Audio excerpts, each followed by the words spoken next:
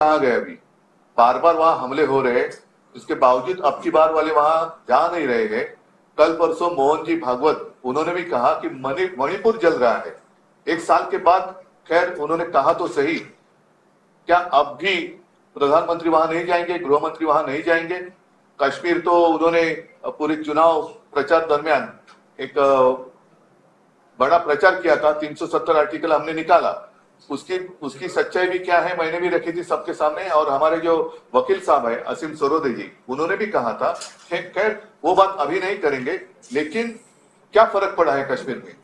जाने तो जा रही है, और ये तो व्यस्त है सरकार हमने कितने बार, तीसरी बार सरकार स्थापन किया,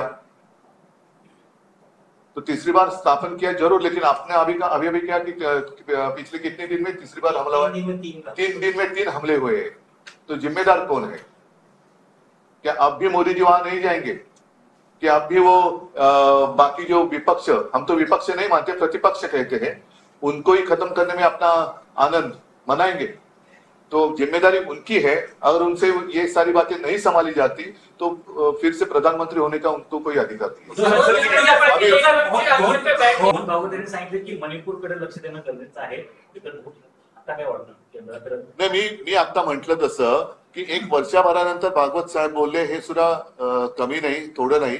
वर्षभरानंतर मणिपूर जळते, त्याच्या झळा त्यांच्या कार्यालयापर्यंत पोहोचल्या किंवा त्या बातम्या आल्या, ही त्यांची जर का संदेशवाहक यंत्रणा असेल एक वर्ष लावणारी, तर त्यांनी ती सुधारली पाहिजे.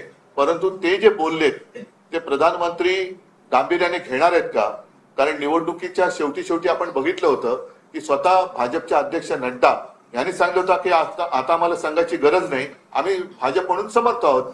तर राष्ट्रीय स्वयंसेवक संघ जो एक पाया मानला जातो, त्यांची सुद्धा आता ही गरज संपलेली आहे. आणि मोहन भागवत सारख्या एका ज्येष्ठ नेत्यांनी हे त्यांच्या व्यथा मांडल्यानंतर आता तरी प्रधानमंत्री आणि गृहमंत्री मणिपूरमध्ये जाणार आहेत की नाही? तसंच काश्मीर पुन्हा पेटले.